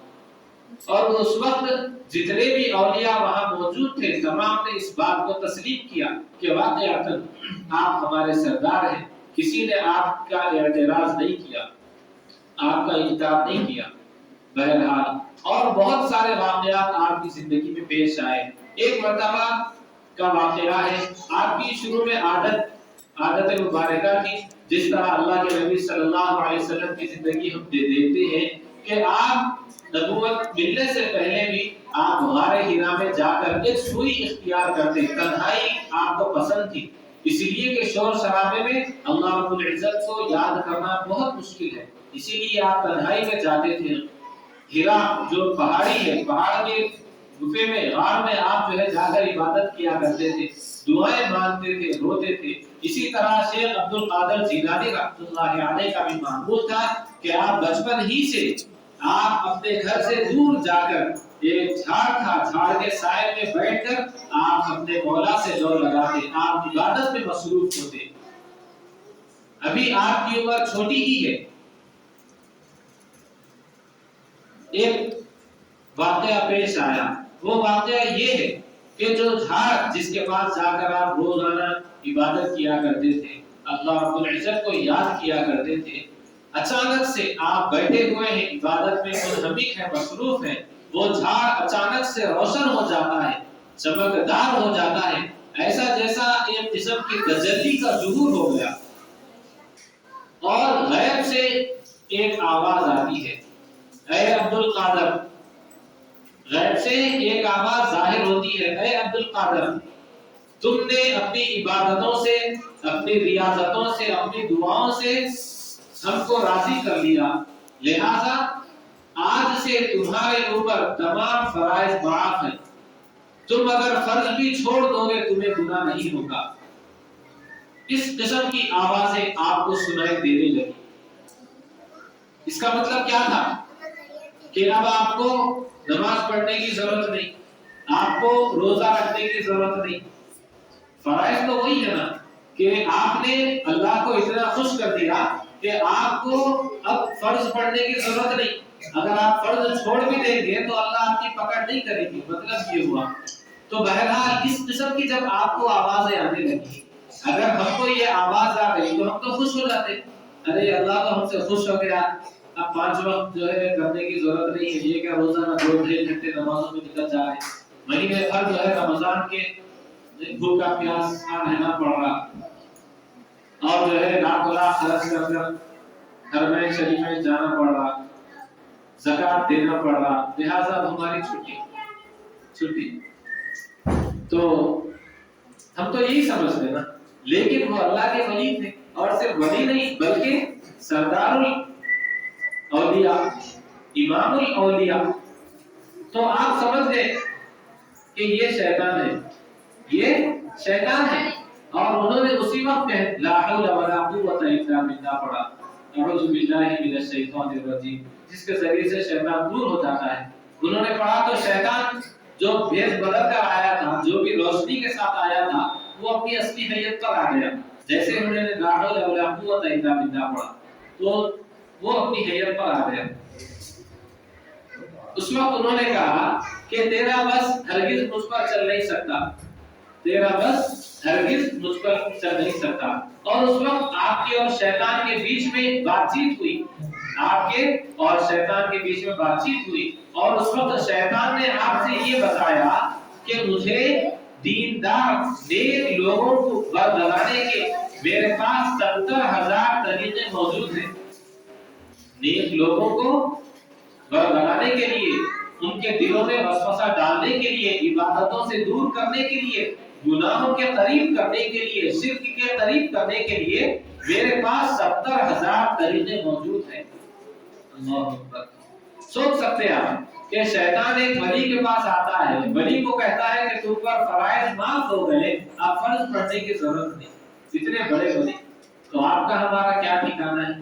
کس کس بھیس میں، کس کس صورت میں شیطان ہمارے پاس آ جاتا ہے۔ آج آپ دیکھ لیجیے، میڈیا کا زمانہ ہے، یوٹیوب کا زمانہ ہے، انٹرنیٹ کا زمانہ ہے، کیسے کیسے لوگ ہم کو جو ہے مل جاتے ہیں۔ آپ ویڈیوز دیکھتے رہتے ہیں، کوئی بات چھوٹی نہیں ہے، ویڈیوز دیکھتے رہتے ہیں، اخبارات میں پڑھتے رہتے ہیں، کیسے کیسے لوگ نکل گئے جو وعدے کر رہے ہیں، بشارتیں دے رہے ہیں کہ تم کو عبادت کی ضرورت نہیں، بس ہمارے پیچھے پڑھتے رہو، ہمارے 4 چکر لگاؤ، بس تمہارا بیڑا پار۔ جس طرح عیسائیوں میں ہے کہ لکھا کر دیا جاتا ہے کہ آپ چلے جاؤ فادر کے پاس، موت کے پاس، آپ ان سے معافی تلافی کر لو، کچھ ان کو دے دو، دلا لو، آپ دونوں لکھ کر دے دیتے کہ جنت کی سرٹیفکیٹ۔ آج ہمارے پاس بھی کتنے لوگ موجود ہیں، گویا وہ شیطان ہے، گویا وہ شیطان ہے جو بڑے بابا بن کر، بڑے ملا بن کر، بڑے مولانا بن کر آپ کو جو ہے فرائض سے دور کر رہے ہیں اور اپنی ذات کی طرف، شرک کی طرف آپ کو لے جا رہے ہیں۔ انہوں نے پہچان لیا تھا، اسی وقت انہوں نے لا حول ولا قوت الا باللہ پڑھ لیا، سمجھ لیا کہ فرض کو چھوڑ کر ہرگز میں اللہ کا محبوب نہیں بن سکتا۔ اور بھی بہت سارے واقعات کرامات آپ کی زندگیوں میں ظاہر ہوئے، وہ برابر برحق ہے، کوئی شخص، کوئی اہل حق عالم دین اس کا انکار نہیں کر سکتا، اس لیے کہ تاریخ کی مستند کتابوں میں یہ مضبوط مستند واقعات لکھے ہوئے ہیں۔ لیکن اسی طرح بہت سارے واقعات اسلام دشمنوں نے، اور اسی طریقے سے شیعوں کی طرف سے، رافضیوں کی طرف سے، جو مختلف فرقے اس وقت آباد تھے، ان کی طرف سے بہت سارے من گھڑت واقعات کو بھی آپ کے ساتھ جوڑ دیا گیا، اور ہم ہیں کہ بھولے بھالے مسلمان ان واقعات کو بھی سچ سمجھ رہے ہیں۔ ہمیں اتنی توفیق نہیں ہے کہ ہم جا کر کسی اہل حق عالم دین سے پوچھیں کہ یہ واقعہ ہمیں یہ کتاب میں ملا، یہ واقعہ ہمیں ٹیپ ریکارڈر میں ملا، یہ واقعہ یہ ویڈیو میں مولانا بیان کر رہے ہیں، کیا یہ واقعہ صحیح ہے یا پھر یہ واقعہ من گھڑت ہے؟ بچے خاموش رہیں، بچے خاموش رہیں۔ ضروری ہے ہمیں معلوم کرنا، ورنہ جیسا میں نے کہا اور آج ہم دیکھ رہے ہیں کہ دین سے دور کرنے کے بہت سارے ہتھ کنڈے دنیا میں آباد ہو چکے، دنیا میں آباد ہو چکے۔ ہمیں اس میں پڑھنا نہیں ہے، قرآن و حدیث کا دامن ہمیں مضبوطی سے پکڑنا ہے۔ آپ کی زندگی ہم اٹھا کر دیکھ لیں، ایک بھی فرض کو ہم چھوڑتا ہوا آپ کی زندگی میں نہیں دیکھتے۔ اللہ کے نبی صلی اللہ علیہ وسلم کی ایک بھی چھوٹی سی چھوٹی سنت کو ترک کرتے ہوئے، چھوڑتے ہوئے ہم حضرت شیخ پیران پیر عبد القادر جیلانی رحمۃ اللہ علیہ کو نہیں دیکھتے، نہیں پاتے۔ آپ کے کتنے ایسے ملفوظات کتابوں میں موجود ہیں کہ جس میں آپ نے کہا کہ عبادت کو چھوڑ کر کوئی شخص اللہ والا نہیں بن سکتا، نہیں بن سکتا۔ سب سے بڑی ولی کی صفت یہی ہے کہ وہ نمازوں کا پابند ہو، ایمان میں وہ مضبوط ہو، عبادتیں وہ بجا لائے، فرائض وہ پورا کرے، تبھی اس کو ولایت کا وہ مقام ملتا ہے، تبھی وہ اللہ رب العزت سے قریب ہوتا ہے۔ آپ نے فرمایا کہ فرائض کی ادائیگی کے بعد انسان اللہ رب العزت سے قریب ہوتا ہے، لیکن اللہ رب العزت کی محبت کو حاصل کرنا ہے، اللہ رب العزت کے دربار میں خاص مقام اگر حاصل کرنا ہے تو تمہیں نوافل کا پابند ہونا ضروری ہے۔ دن کی نوافل، رات کی نوافل، فرض تو کرنا ہی کرنا ہے۔ فرض کو کر کر کیا تیر مار لی؟ اللہ کا حکم ہے، ہمیں تو بندہ ہونے کی حیثیت سے کرنا ہی ہے، اس سے ہم اللہ کی عبادتوں کو پورا کریں گے، لیکن اللہ کا خاص قرب اگر حاصل کرنا ہے تو نوافل کے ذریعے سے۔ اسی لیے آپ کی پوری زندگی میں ہم نوافل دیکھتے ہیں، تہجد کی ادائیگی دیکھتے ہیں، صدقات و خیرات دیکھتے ہیں، یہ آپ کی پوری زندگی ہے۔ جس طرح پچھلا مہینہ ربیع الاول کا تھا، جس میں امام الانبیاء حضرت محمد صلی اللہ علیہ وسلم کی ولادت باسعادت ہوئی تھی، آپ کی ولادت کا وہ مہینہ ہے، اس میں یہی بات کہی گئی تھی کہ ہم آپ کی سیرت کا مطالعہ کریں، ہم دیکھیں کہ کون سی چیز سنت ہے اور کون سی چیز بدعت ہے، کون سی چیز رسم ہے جس کو ہم دین سمجھ کر کر رہے ہیں۔ اور یہ امام الاولیاء کا مہینہ ہے۔ پچھلا مہینہ امام الانبیاء کا مہینہ تھا اور یہ مہینہ امام الاولیاء کے نام سے جس کو ہم نے مشہور کر دیا، اگرچہ کہ رمضان میں آپ کی ولادت ہوئی، لیکن ہم اس مہینے کو آپ کے نام سے یاد کرتے ہیں۔ تو ٹھیک ہے، کم از کم رمضان میں نہ صحیح، اس مہینے میں جس کو آپ ولی کی پیران پیر کے نام سے یاد کرتے ہیں، کم از کم آخری درجے میں اس مہینے میں تو آپ کی سیرت کا مطالعہ کر لیں کہ آخر آپ کی زندگیاں کیا تھی، آپ کی زندگیوں کے واقعات پڑھ لیں، تب ہم کو سمجھ میں آئے گا۔ بہرحال یہ ہم آپ پر چھوڑتے ہیں۔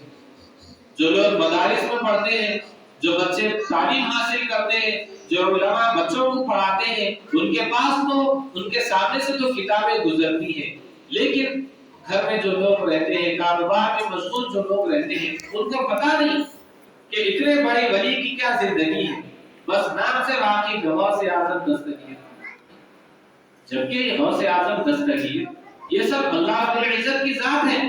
دستگیر تھامنے والا، ہم کسی شخص کو تھامنے والا کیسا کہہ سکتے ہیں؟ تھامنے والا تو اللہ رب العزت کی ذات ہے۔ بہت سارے القاب ہم جوڑ دیے ہیں جو جوڑنا نہیں چاہیے تھا۔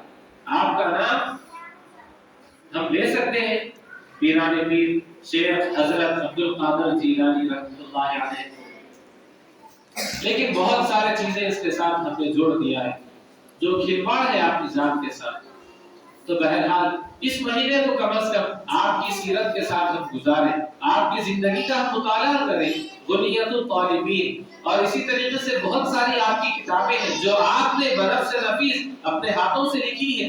آپ دیکھ لیں اس میں انہوں نے تمام تر، اس میں آپ کو ایمان ملے گا، اس میں آپ کو فرض ملے گا، اس میں آپ کو سنتیں ملے گی، زندگی گزارنے کے طریقے ملیں گے، اس میں رسم و رواج آپ کو ہرگز نہیں ملے گا، ڈھول تاشے ہرگز اس میں نہیں ملیں گے، گانے بجانے ہرگز اس میں نہیں ملیں گے۔ عرس کے نام پر مختلف جگہوں پر، مختلف علاقوں پر عورتوں کا مردوں کا خلط ملط ہرگز آپ کی سیرت میں زندگی میں آپ کو نہیں ملے گا۔ آج ہم دیکھ لیں، یہ تو مختصر سی زندگی آپ کے سامنے میں نے رکھ دی، لیکن اب آپ کی زندگی پر، آپ کے نام پر جو کچھ بدعات ہو رہے ہیں، خرافات ہو رہے ہیں، رسومات کو ہم نے رائج کر دیا ہے، جس کو ہم نے فجر کی نماز سے بھی زیادہ اہمیت دے دی ہے، نمازوں سے، عبادتوں سے بھی زیادہ اہمیت دے دی ہے۔ ہم کیسے بدعات میں پڑے ہوئے ہیں، کیا کچھ ہوتا ہے 10ویں 11ویں 12ویں کے ناموں سے، اللہ اکبر، مختلف ہم نے ہیلے بہانے ٹٹول دیے ہیں۔ عبادتوں کی جب بات آتی ہے تو پھر ہم سست پڑ جاتے ہیں، لاغر کمزور ہم ثابت ہو جاتے ہیں۔ یہی ولی ہے جو روز محشر کے دن ہم سے منہ موڑ لیں گے کہ تم نے ہماری سیرت کا مطالعہ نہیں پڑھا، ہمارے نام پر تم بدعات میں پڑ گئے، کیا میں نے تم سے یہ کہا تھا؟ خصوصیت کے ساتھ 11ویں کے نام پر لوگ کھانا کھلاتے ہیں۔ کھانا کھلانا کوئی بری بات نہیں ہے، ثواب پہنچانا کوئی بری بات نہیں ہے، لیکن اس کو ایک رسمی طور پر کسی خاص دن کے ساتھ جوڑ دینا، یہ سمجھنا کہ 11ویں کچھ کھانا کھلانا فضیلت ہے، ہرگز یہ کوئی فضیلت کا عمل نہیں ہے۔ آپ کسی دوسرے دن بھی کھانا کھلائیں گے اتنا ہی ثواب ملے گا جتنا 10ویں 11ویں 12ویں کو آپ کھانا کھلائیں گے۔ اور جس طرح رجب میں مختلف جو کنڈوں کے طور پر جو رسم ہے کہ بچے آئیں گے، کھائیں گے، ان کو پیسے دیے جائیں گے اور وہ اپنے ہاتھوں کو کنڈوں میں دھو کر جائیں گے، اسی طرح کا اس مہینے میں بھی بہت سارے رسم و رواج ہوتے ہیں۔ بچوں کو آپ کھانا کھلائیے، ایک مہینے میں نہیں، صرف 11ویں کے دن سال تمام آپ غریبوں میں کھانا کھلائیے۔ آپ کو اللہ نے دیا ہے، آپ صدقہ کیجیے، جن کے پاس کپڑے نہیں ہیں آپ ان کو کپڑا دیجیے، لوگ راستوں پر سردی میں اکڑ رہے ہیں، سو رہے ہیں، جا کر ان کو چادر دیجیے، کپڑا اڑائیے، یہ سب اللہ کے نبی صلی اللہ علیہ وسلم کے کام ہے، یہ سب پیران پیر رحمۃ اللہ علیہ کے کام ہے، لیکن ہم نے تمام تر کھانے کھلانے کو، اور وہ بھی خاص طریقے سے، خاص پکوانوں کے ساتھ، خاص وقت میں، ایسے بھی رسم ہے کہ فجر کے بعد بچوں کو کھلانا 7-8 بجے تک ختم کر دینا، دھوپ نہیں نکلنا، دھوپ نکلنے سے پہلے بچے کھانا کھا لینا، یہ کہاں کی رسم ہے آپ بتائیے؟ हरगिज ये दीन का हिस्सा नहीं है। आप हजरत पीराने पीर, बच्चे खामोश रहे, बच्चे खामोश रहे। आप कोई भी आपकी किताब उठाकर देख ले, किसी भी आप कौल को टटोल ले, कहीं पर भी आपको हरगिज ये नहीं मिलता कि जिसमें आपने फरमाया हो कि 11वीं को खाना खिलाओ। अल्लाह अकबर। कहीं पर भी आपने नहीं फरमाया, कहीं पर भी आपने नहीं फरमाया। आप उलमा से पूछ लीजिए, उलमा भी यही कहेंगे कि लोगों ने ये रस्म बना ली है, आप साथ तमाम खाना खिलाइए। खुसूसियत के साथ उन्हीं दिनों में उठाना ये बिदअत है। कोई चीज जो नफिल है आप उसको फर्ज का दर्जा दे देंगे, जरूरी का दर्जा दे देंगे, तो ये बराबर बिदअत है। जिस चीज को अल्लाह के नबी ने सुन्नत बताया है, आप ये चीज देख लीजिए। शुरू में अल्लाह के नबी सल्लल्लाहु अलैहि वसल्लम तहज्जुद की नमाज पढ़ा करते थे, पाबंदी से आपका मामूल था, वो नफिल नमाज, लेकिन फराइज से पहले वो पढ़ी जाती थी। लेकिन जब फराइज आ गए तो फिर तहज्जुद की नमाज को फर्ज नहीं बताया गया। नबी ने ऐलान कर दिया कि तहज्जुद की नमाज ये नफिल है, इसका दर्जा नफिल के बराबर है। अगरचे कि आदमी अगर फराइज से उतना कुर्ब हासिल ना करे, फराइज के अलावा अगर वो तहज्जुद पढ़े तो ज्यादा कुर्ब हासिल होगा, तो तहज्जुद की नमाज की भी अपनी जगह अहमियत है, लेकिन फिर भी उसको फर्ज नहीं बताया, ना तो सुन्नत बताया, उसका दर्जा नफिल में है। तो हर एक इबादत का अपना दर्जा है। सुन्नतें आप ले लीजिए, बाज़ नमाजों के साथ सुन्नतें जुड़ी हुई है, और बाज़ सुन्नतों को हम सुन्नतें मुअक्कदा कहते हैं, और बाज़ सुन्नतों को सुन्नतें गैर मुअक्कदा कहते हैं। आखिर क्या वजह है कि मुहद्दिसीन इकराम ने, मुफस्सिरीन इकराम ने अहादीस से इस्तेमाल करके, अहादीस से निकाल कर हमको ये बताया कि फजर में 2 सुन्नत है, 2 फर्ज है। ये सुन्नत जरूरी है, पढ़ना ही पढ़ना है। ज़ोहर में 4 सुन्नत है, फिर फर्ज है, फिर 2 सुन्नत है, ये सुन्नतें भी पढ़ना ही पढ़ना है। असर में 4 सुन्नत है, 4 फर्ज है, लेकिन असर की ये सुन्नत मुअक्कदा नहीं है। अगर आप इसको छोड़ेंगे तो अल्लाह रब्बुल इज्जत आपकी पकड़ नहीं फरमाएंगे। इशा की सुन्नतें हैं, इशा की 2 रकात की, जो इशा से पहले के जो 4 रकात सुन्नत है, वो सुन्नतें गैर मुअक्कदा है। अल्लाह के नबी उसको पाबंदी से नहीं पढ़ा करते थे। आखिर क्या वजह रही, आप बताइए। वहां पर इबादतों का मकाम बताया गया कि जो इबादत जिस मुकाम की है, जो हैसियत की है, उस इबादत को वहीं पर रखना जरूरी है। अगर आप नफिल को वाजिब बना देंगे, वाजिब को आप फर्ज बना देंगे, तो फिर ये दीन बाकी नहीं रहेगा। अल्लाह के नबी ने आखिरी सांस तक, आखिरी मौके तक अपने दीन की हिफाजत फरमाई, और वही दीन अपने सहाबा को, अपने औलिया को, चाहने वालों को रहती दुनिया तक दे दिया। और यही कहा कि मैं तुम्हारे दरमियान कुरान और हदीस को छोड़कर जा रहा हूँ, कुरान और हदीस को छोड़कर जा रहा हूँ, और सहाबा की जिंदगी हमारे सामने छोड़ दी। लेकिन आज हम देख लें कि आज हम उन्हीं के नाम पर बिदअत, खुराफात, रसूमात में हम पड़े हुए हैं। अल्लाह अकबर। अल्लाह हमारी हिफाजत फरमाए। हमें चाहिए कि हम अपने दिल की आंखों को खोलें और देखें कि कुरान और हदीस का हमसे क्या फरमान है। पीराने पीर शेख अब्दुल कादिर जिलानी रहमतुल्लाह अलैह हमसे क्या फरमा रहे हैं। अगर हम हर सुन्नत पर अमल करेंगे तो गोया हम वली से मोहब्बत करने वाले हैं, पीराने पीर से मोहब्बत करने वाले हैं। अगर हम सुन्नतों का फराइज का जनाजा निकालेंगे तो कल मौत महशर के दिन कुरान और हदीस की रोशनी में मैं ये बात कह रहा हूँ, अहले हक उलमा के तुफैल ये बात कह रहा हूँ कि वो अपना रुख मोड़ लेंगे। जिस तरह अल्लाह के नबी सैराब करने के लिए हौज़े कौसर पर खड़े होंगे, बाज लोग आएंगे जो नबी की सुन्नतों का मजाक उड़ाकर जिंदगी गुजारा करते थे। नबी पिलाना चाहेंगे, फरिश्ते नबी के हाथ को पकड़ लेंगे और कहेंगे कि या रसूल अल्लाह, आप हरगिज़ इनको हौज़े कौसर का पानी मत पिलाइए, ये तो आपके सुन्नतें छोड़कर जिंदगी गुजारते थे, ये तो आपकी सुन्नतों का मजाक उड़ाकर बिदअतों में पड़े हुए थे, रसूमात में पड़े हुए थे। सुन्नत एक तरफ थी, लेकिन सुन्नत के मुकाबिल में इन्होंने बिदअत को अपने लिए बना लिया था। ऐसे ही मकाम हज़रत पीराने पीर शेख अब्दुल कादिर जिलानी रहमतुल्लाह अलैह हमारे साथ करेंगे। अगर हम आपका नाम कर, आपके नाम पर हम खिलवाड़ करेंगे, सुन्नतों के जनाजे निकालेंगे, तो लिहाजा बहुत सारी जो बिदअत खुराफात इस महीने में राइज है, जरूरत इस बात की है ठंडे दिल से हम सोचे।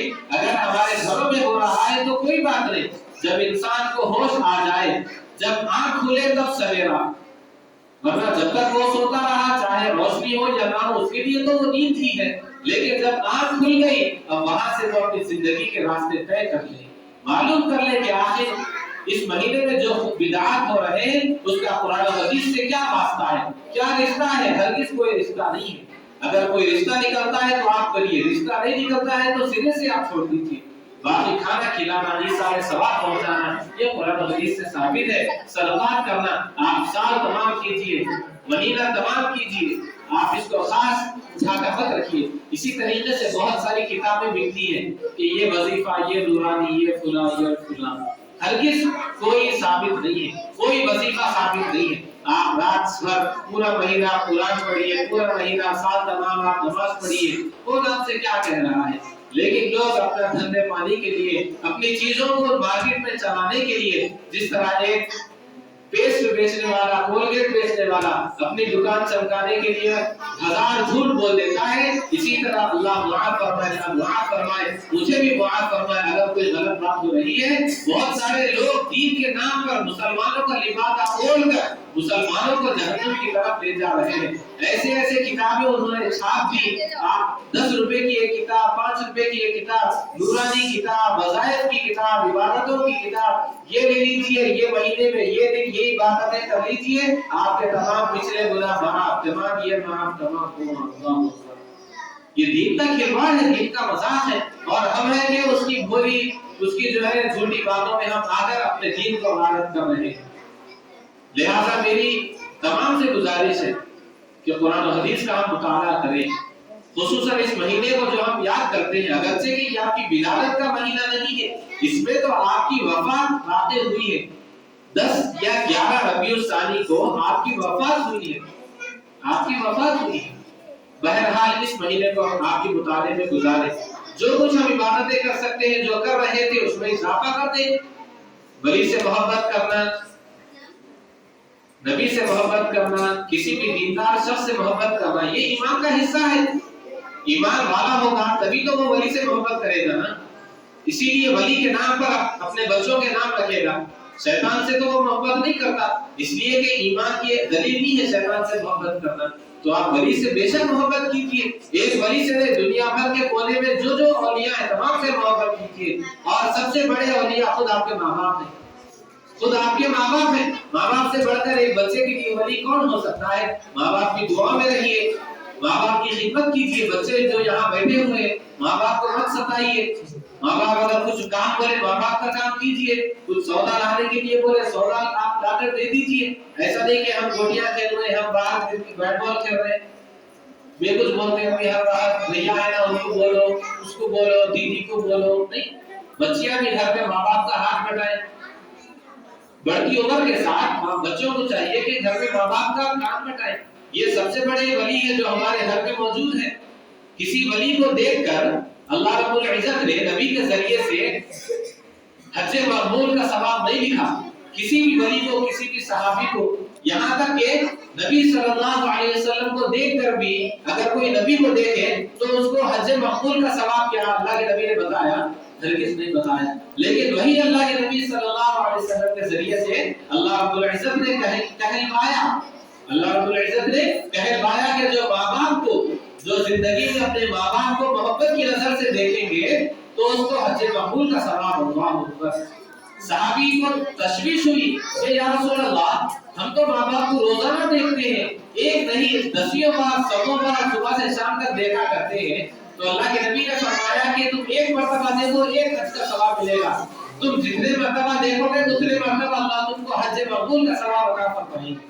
اللہ کی رحمت میں کوئی کنجوسی نہیں ہے، کوئی کمی نہیں ہے، تم دیکھو اللہ تم کو عطا فرمائیں گے۔ بہرحال وقت بہت زیادہ ہو گیا، اتنا بات کرنا نہیں تھا، لیکن جب بات نکلتی ہے تو بہرحال ضروری ہوتا ہے موقع کے لحاظ سے مہینے میں ایک مرتبہ کا جلسہ ہوتا ہے، بات چیزیں میں آپ کے سامنے رکھ دوں اور آپ کو ذمہ دار بتاؤں۔ میں نے جو سیکھا ہے اپنے اہل حق اساتذہ کے ذریعے سے قرآن و حدیث کی روشنی میں وہ آپ کے سامنے بتا دیا ہے، اب اس کو آپ سچ مانیے یا اس کو آپ تحقیق کر لیجئے، آپ خود جان لیجئے، اس لیے کہ ہم دیکھتے ہیں کہ خود محرم کے مہینے میں بھی ہم نے بتایا تھا ہمارے پاس کے بچے، تو اس کا مطلب ان کے گھر میں کچھ نہ کچھ ہوتا ہوگا، کوئی بری بات نہیں ہے، کسی کو کوئی الزام لگانا نہیں ہے، کوئی بات نہیں ہے، لیکن جیسا جیسا آپ کو علم آ جائے، جیسا جیسا آپ کو سمجھ آ جائے، آپ کو چاہیے کہ آپ تمام کو رسومات سے توبہ اطلاع کریں، استغفار کریں اور اپنے راستے کو آپ غور کریں قرآن و حدیث کی روشنی میں۔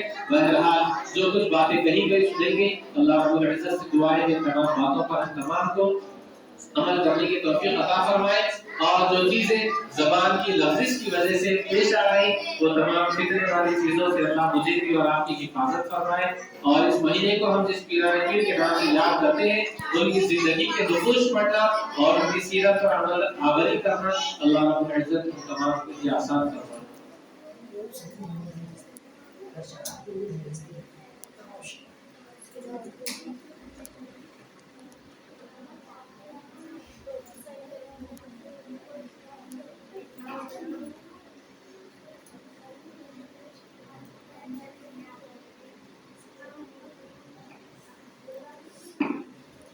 دعا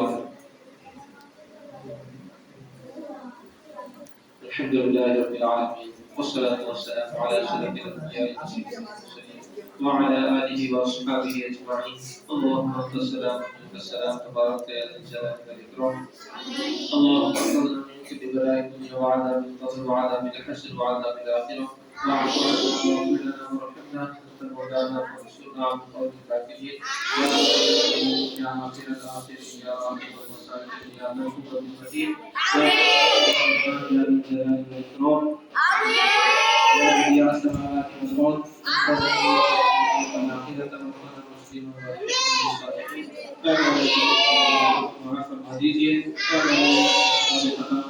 فرما دیجیے، ہمارے یہاں بیٹھنے کو صحت قبول فرما دیجیے،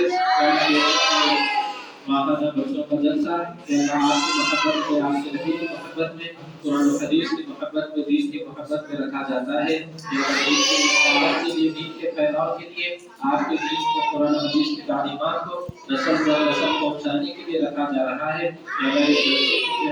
فرما دیجیے، قبول فرما دیجیے، یا اللہ اس کو ہم تمام کی نجات کا ذریعہ بنا دیجیے، جیسے کہ اللہ آپ بندے کی مغفرت کے لیے، نجات کے لیے ہیرے بہانے تراشتے ہیں، یا اللہ آخری درجے میں اس جلسے کو ہماری نجات کا ذریعہ بنا دیجیے، یا اللہ جتنے لوگ اس میں شریک ہوتے ہیں، یا اللہ اپنی قربانی دے کر، یا اللہ ان کے قربانی کی، ان کے وقت کی لاج رکھ کر، یا اللہ آپ اس جلسے کو قبول فرما لیجیے، جتنے بچوں نے جلسے میں پڑھا ہے، جو کچھ انہوں نے پڑھا ہے قبول فرما لیجیے، اس پر عمل کرنے والا بھی تمام کو اور ہم تمام کو بنا دیجیے، اور یا اللہ اس جلسے میں یا اللہ جو کچھ باتیں کہی گئی ہیں یا اللہ تمام باتوں پر عمل کرنے والا بنا دیجیے، یا اللہ اس مہینے کو یا اللہ لوگ یا اللہ پیران پیر کے نام سے یاد کرتے ہیں، یا اللہ آپ کی سیرت یا اللہ آپ جانتے ہیں، آپ نے ان کو وہ عہدہ وہ مقام عطا فرمایا تھا کہ آپ نے ان کو اولیاء کا سردار بنایا ہے، یا اللہ یہ بات آپ نے تمام دنیا پر جاری کر دی، آج بھی ان کے نام لیوا ہے، یا اللہ آپ ان کی سیرت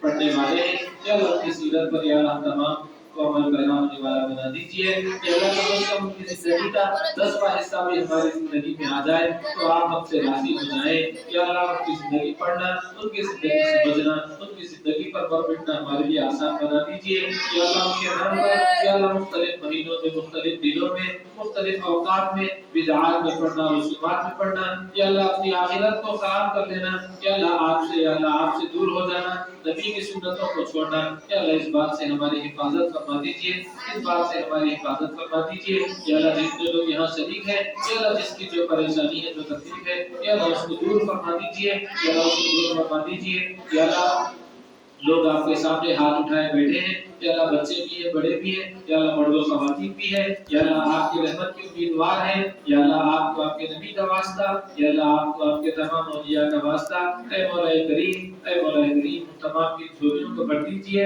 یا اللہ ہمارے ہاتھوں کو خالی مت لوٹائیے، یا اللہ ہمارے ہاتھوں کو خالی مت لوٹائیے، یا اللہ آپ کے خزانے بھرے پڑے ہیں، یا اللہ رتی برابر کو اس میں کبھی واقع نہیں ہوتی، یا اللہ آپ اپنے خزانوں کو ہم تمام پر کھول دیجیے، یا اللہ تمام پر کھول دیجیے، یا اللہ تمام کی دلی بنا دیجیے، تمام کے مسائل کا دفاع فرما دیجیے، تمام مشکلات میں آسانی کے فیصلے فرما دیجیے، یا اللہ جو بیمار ہے ان کو صحت و تندرستی کے فیصلے فرما دیجیے، یا اللہ جو پریشان حال ہے ان کی پریشانی کو دور فرما دیجیے۔ دیجیے، جو قرضوں میں ملوث ہیں ان تمام کو قرضوں سے نجات عطا فرما دیجیے، یا اللہ قرضوں کے بوجھ سے، یا اللہ قرضوں کی یا اللہ نحوست سے، یا اللہ ہماری حفاظت فرما دیجیے، یا اللہ جتنا ہو سکے بغیر قرضے کی زندگی گزارنا ہمارے لیے آسان بنا دیجیے، یا اللہ آپ ہمارے حامی و مددگار بن جائیے، آپ یا آپ کا ہم کو محتاج بنا دیجیے، دنیا سے ہم کو بے نیاز فرما دیجیے، دنیا کے سامنے ہاتھ پھیلانا، دنیا کا محتاج بننا، یا اللہ دنیا کے حوالے ہونے سے ہماری حفاظت فرما دیجیے، یا اللہ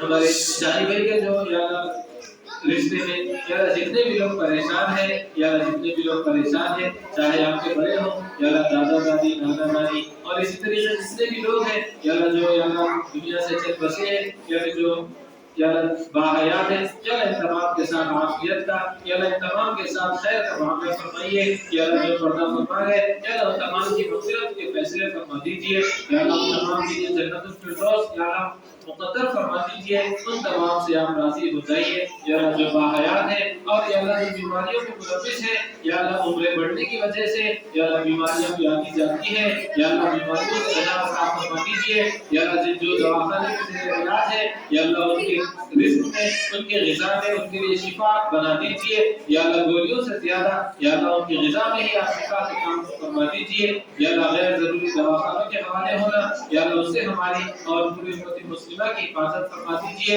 یا اللہ پوری امت مسلمہ کی حفاظت فرما دیجیے، یا اللہ جتنے بھی لوگ یہاں بیٹھے ہیں یا اللہ جن کے جو جائز خواہش ہے، جو جائز ضرورت ہے اس کو آپ پورا فرما دیجیے، یا اللہ جو نکاح کی وجہ سے یا اللہ پریشان ہے، چاہے وہ بچوں کے لیے ہو یا بچیوں کے لیے ہو، یا اللہ آسان جوڑے بنا دیجیے، آسان اور سنت کے مطابق یا اللہ رشتے بنا دیجیے، یا اللہ بے شک آپ رشتے آسمان میں طے کرتے ہیں، یا اللہ مناسب رشتے یا اللہ طے فرما دیجیے، یا اللہ غیر ضروری یا اللہ غلط سلط رشتوں میں پڑھ کر زندگیاں خراب کرنے سے ہماری حفاظت فرما دیجیے، یا اللہ آپ کے نبی نے دین کو تصوری بنایا ہے لیکن ہم دین کو چھوڑ کر تمام چیزیں دیکھتے ہیں جس کی وجہ سے ہمیں خسارہ اٹھانا پڑتا ہے، یا اللہ تمام چیزوں کو پیچھے رکھ کر دین کے مطابق رشتوں کو جوڑنا، رشتوں کو آگے بڑھنا، یا اللہ یہ ہم کو سمجھا دیجیے، یہ ہم کو سکھا دیجیے، یا اللہ جو کچھ ہم نے مانگا ہے وہ عطا فرما دیجیے، بہت ساری چیزیں ہیں یا اللہ جو ہمیں مانگنا بھی نہیں آتا، یا اللہ آپ ہم کو عطا فرما دیجیے، یا اللہ آپ ہمارے دلوں کو یا اللہ دلوں کی تمناؤں کو، دلوں کی خواہشات کو جاننے والے ہیں، یا اللہ دلوں کے رازوں سے آپ واقف ہیں،